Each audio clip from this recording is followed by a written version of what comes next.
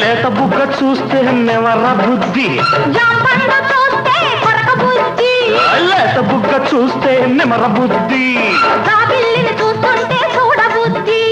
ఈ పిల్లను చూస్తుంటే ఆడబుద్ధి.